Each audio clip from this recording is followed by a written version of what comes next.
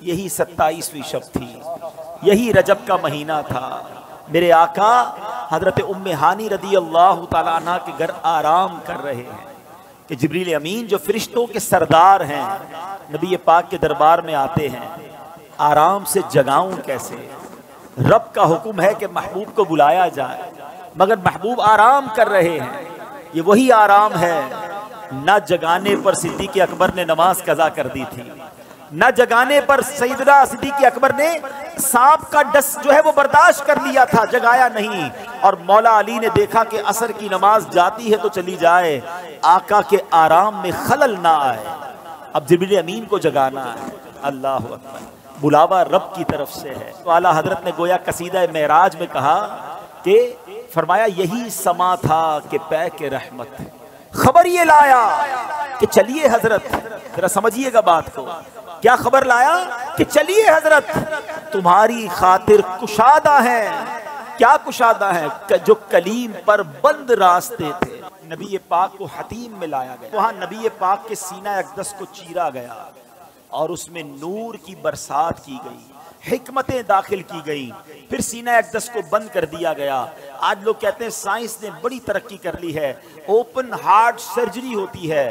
سنو، 1450 سال پہلے ایک بار نہیں، نبی پاک کی 4 بار اوپن ہارٹ سرجری ہوئی، مگر یہ کیسی سرجری تھی؟ نہ کوئی تکلیف ہے، آقا دیکھ رہے ہیں کہ دل کو باہر نکالا گیا ہے اور نبی پاک کے سامنے نور ڈالا جا رہا ہے۔ اللہ اکبر، یہ بھی نبی پاک کا معجزہ ہے۔ اور پھر وہ سفر شروع ہوتا ہے۔ اب نبی پاک مکہ پاک سے بیت المقدس جاتے ہیں۔ سبحان اللہ، بیت المقدس کا سفر یہ براق پر کیا جاتا ہے۔ نبی پاک علیہ السلام اب پہنچتے ہیں اس جگہ پر جسے ہم بیت المقدس کہتے ہیں۔ بیت المقدس ویسے بھی دیکھنے کی بڑی تمنا ہے، لیکن جب سے یہ پڑھا ہے اور جب پڑھتے ہیں ایک دل میں عجب تمنا جاگ اٹھتی ہے۔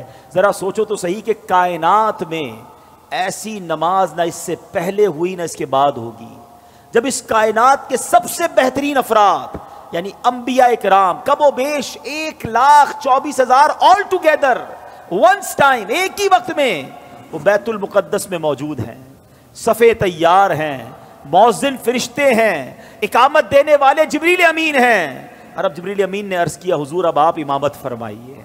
امام الانبیاء میرے آقا امامت فرما رہے ہیں۔ سبحان اللہ، سیدی اعلیٰ حضرت امام اہل سنت بڑی پیاری بات لکھتے ہیں، فرماتے کہ وجہ کیا تھی؟ معراج کی رات کی جماعت کیوں جو ہے وہ سجائی گئی، یہ بلایا کیوں گیا سب کو؟ سبحان اللہ، رہتی دنیا کو یہ بتانا تھا۔ اعلیٰ حضرت کہتے ہیں نماز اقصا میں تھا یہی سر، سر کہتے راز کو، عیاں کہتے ظاہر ہونا۔ فرماتے نماز اقصا میں تھا یہی سر، یہی راز تھا کہ عیاں ہو مانائے اول آخر، پتہ چل جائے دنیا کو کون اول ہے کون آخر ہے دست بستہ پیچھے حاضر، سارے ہاتھ باندھے کھڑے ہیں، کون؟ جو سلطنت آگے کر گئے تھے۔ اقصا میں سواری جب پہنچی، اقصا میں سواری جب پہنچی، جبریل نے بڑھ کے کہی تکبیر۔ اقصا میں سواری جب پہنچی، جبریل نے بڑھ کے پڑھی تکبیر۔ نبیوں کی امامت اب بڑھ کر سلطان جہاں فرماتے ہیں۔ اللہ اللہ کہو، اللہ اللہ اللہ اللہ اللہ اللہ کہو، اللہ اللہ۔ اب نماز سے میرے آقا فارغ ہوئے، اب آسمان کے سفر کی تیاری ہے۔ اب سفر آسمان میں وہی براق ہے، وہی بارات ہے، وہی دولہا ہے، وہی باراتی ہیں۔ آن کی آن میں پہلا آسمان آ گیا اور اللہ کے حبیب کا یہ سفر کتنا فاسٹ ہوا، نبی پاک آگے بڑھتے گئے، اب سدرۃ المنتہا آ گیا۔ اب یہاں جو ساتھی ہے جو ام ہانی کے گھر سے لے کر ساتھ جا رہے جبریل امین، وہ عرض کرتے ہیں کہ حضور بس اب یہاں سے آگے میں نہیں جا سکوں گا، یہ میری لمٹ ہے، اس سے آگے گیا تو میرے پر جل جائیں گے۔ اللہ اکبر، اب اس کے آگے فقط رب کے حبیب جا رہے ہیں۔ یہ وہ مقام ہے کہ جبریل امین بھی پیچھے رہ گئے۔ اللہ اکبر، اب جناب نبی پاک علیہ السلام جب آگے جاتے ہیں، جبریل ٹھہر کر سدرا پر بولے جو بڑے ہم ایک قدم، جل جائیں گے سارے بالوں پر، اب ہم تو یہیں رہ جاتے ہیں۔ جبریل ٹھہر کر سدرا پر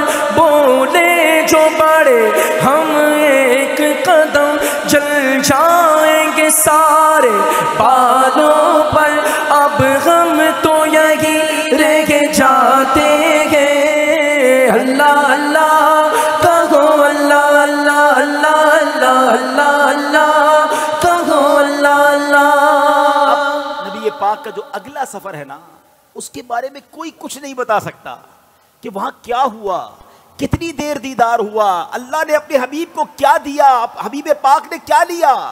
وہ ایسی راز کی باتیں ہیں، وہ ایسی کرم کی باتیں ہیں کہ جتنا اللہ کریم نے قرآن میں بتایا اور جتنا حبیب پاک علیہ الصلوۃ والسلام نے ہمیں آ کر بتایا، اس کے علاوہ کوئی اس کے بارے میں نہیں جانتا۔ تو اب یہ وہ سفر ہے میٹھے اسلامی بھائیوں کہ جب نبی پاک علیہ الصلوۃ والسلام یہ سفر کر کے واپس آئے، یہ عظیم سفر ہے، جنت کے طبقات دکھائے، جہنم کے مشاہدات کیے، آل ٹوگیدر جب یہ سفر کر کے نبی پاک واپس آتے ہیں تو آج لوگ کہتے ہیں جناب کہ بڑی سائنس نے ترقی کر لی ہے، بڑا مہینوں کا سفر دنوں کا سفر منٹوں میں طے ہوتا ہے۔ لیکن میرے آقا کے اس سفر میں جس میں ہزاروں سال کا یہ ٹریول ہے، علماء کہتے ہیں اگر اس کو لاجیکلی کیلکولیٹ کریں نا تو یہ کئی ہزار سالوں کا سفر بنتا ہے۔ مگر نبی پاک جب واپس آئے تو جو دروازہ کھولتے وقت کنڈی ہل رہی تھی وہ اب بھی ہل رہی ہے، جو بستر چھوڑ کے میرے آقا گئے وہ بستر اب بھی گرم ہے۔ آقا نے وضو کیا تھا، ہم وضو کرتے زمین پر پانی بہتا ہے، راوی لکھتے نبی پاک آئے وہ پانی ابھی بھی بہ رہا تھا۔ تو ہو سکتا ہے آج کا یہ ماڈرن دور کوئی ماڈرن نوجوان آ کر کہے، سائنسدان آ کر کہے کہ جناب اب تو سائنس نے اتنی ترقی کر لی، تمہارے نبی تو اونٹوں اور گھوڑوں پر سفر کرتے تھے، آج ہم جناب چاند پر پہنچ گئے، مریخ پر پہنچ گئے، بڑا راکٹوں کا زمانہ آ گیا ہے، سپر سونک ایئر کرافٹ بن رہے ہیں، آواز کی رفتار سے زیادہ تیز طیارے بن گئے۔ بتاؤ کیا اسلام میں تمہارے نبی کے پاس کوئی ایسا معجزہ ہے جو آج کی سائنس کو جواب دے سکے؟ اللہ اکبر، سنو تو صحیح، ہزاروں سال کا سفر کر کے میرے آقا آتے ہیں اور کنڈی ابھی ہل رہی ہے۔ گویا ہوا یہ کہ کم وقت میں نہیں بلکہ نبی پاک نے یہ سارا سفر نو ٹائم میں کیا، وقت وہی ٹھہرا ہوا تھا۔ ماجرا یہ ہے، اب عشق والا جواب سن لو، دراصل بات یہ ہے کہ میرے آقا تو سارے جہان کی جان ہے نا، جب جان چلی گئی تو جہان رک گیا تھا، آقا واپس آئے جہان نے پھر چلنا شروع کر دیا۔ اعلیٰ حضرت کہتے ہیں نا، وہ جو نہ تھے تو کچھ نہ تھا، وہ جو نہ ہو تو کچھ نہ ہو، جان ہے وہ جہان کی، جان ہے تو جہان ہے۔